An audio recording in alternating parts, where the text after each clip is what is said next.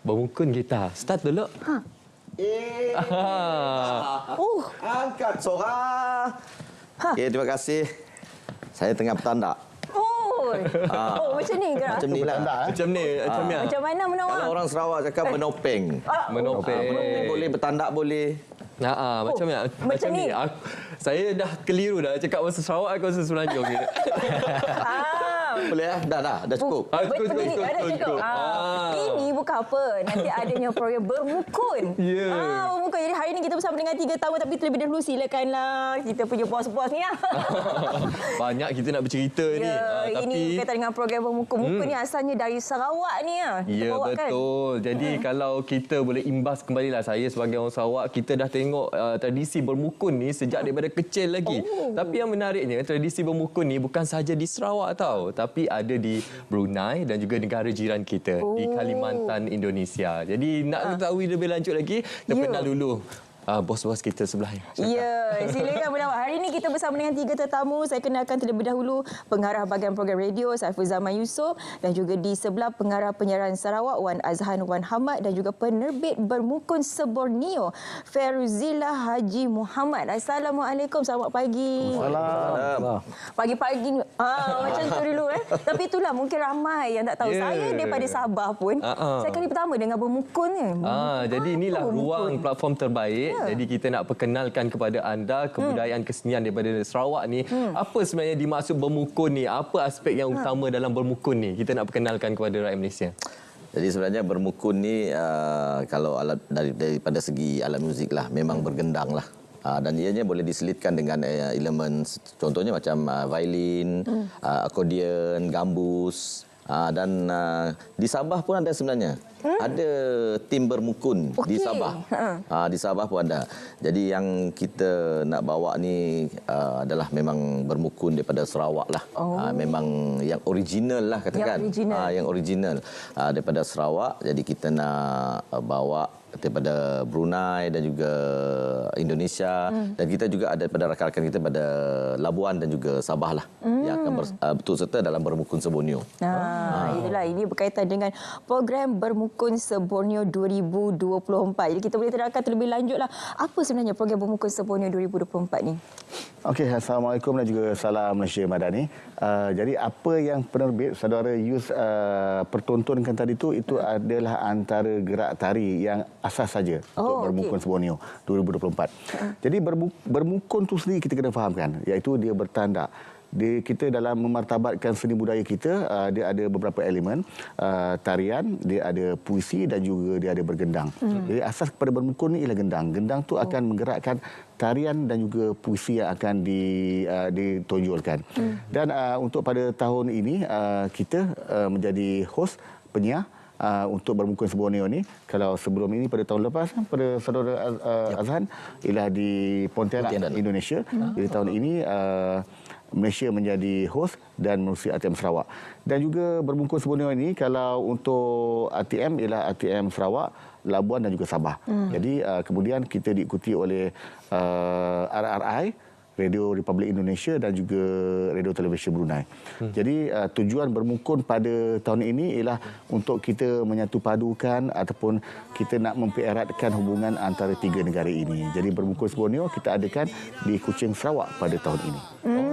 Jadi tarikhnya bila tu? Kita nak tahu ni, kita nak kongsikan kepada semua penonton ni. Terima kasih. Sebenarnya kita bermula 7 dengan ketibaan delegasi hingga ke-12 lah dia orang balik. 7 tu sendiri dah ada pengisian.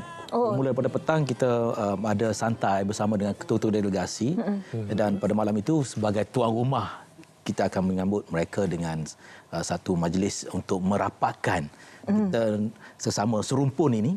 Kita mengenali dengan lebih erat di kalangan semua delegasi, dan pada 8 hari bulan kita akan bermula dengan rakaman bermukun, dan seterusnya 9 akan kita buat secara langsung pada sebelah malam, 10 juga sekali lagi rakaman. Jadi orang ramai boleh datang juga sekali? Boleh datang. Boleh. Di Auditorium P. Ramlee RTM Kuching, kita buat istimewa di situ, dan boleh mengimbau kembali. RTM Sarawak pernah buat 76 jam bermukun. Malaysia Book of Record. Ya, so tahun ini kita buat program ini secara langsung melibatkan 3 buah negara. Dan yang paling penting, ini peluang untuk orang-orang di Sarawak untuk bersama-sama memeriahkan program yang boleh dikatakan julung kali diadakan lah. Kerana tahun ini kita ambil kesempatan dengan kita menjadi tuan rumah program bermukun 3 negara. 3 negara. Ya, kalau kita faham kan, Sarawak ini begitu kaya dengan seni budaya tradisionalnya. Tapi kenapa mukun yang diangkat dan juga dimartabatkan? Sebab kalau kita lihat bermukun ini memang dah lama, memang budaya Melayu Sarawak. Jadi kita nak kekalkan budaya ini, manakala itu satu-satunya budaya yang tinggal, yang harus dipertahankan dan diperkenalkan ke seluruh dunia. Kalau dapat ke seluruh dunia, kita nak perkenalkan untuk bermukun. Sebab kita nak pertahankan budaya Melayu Sarawak ni. Melayu bermukun, dan kita dah tonjolkan ke Indonesia, kita dah tonjolkan ke Brunei. Mana tahu ada negara-negara ataupun negeri lain yang nak masuk juga untuk bermukun, jadi kita boleh gabungkan. Jadi ianya akan jadi satu budaya yang kita nak perkenalkan, kita nak kekalkan budaya Sarawak ni hingga sampai bila-bila lah. Sampai bila-bila. Lagi-lagi kita nak perkenal, mungkin ada dalam kalangan generasi muda walaupun orang Sarawak tapi tak tahu berkenaan budaya bermukun ni kan. Ni ada salah satu platformnya lah. Jadi bos sendiri melihat dialah penyatuan budaya yang berlangsung ini, bagaimana kerjasama strategik di antara ketiga-tiga negara ini yang menggambarkan hubungan akrab di antara ialah jawatan penyiaran di antara kesemuanya.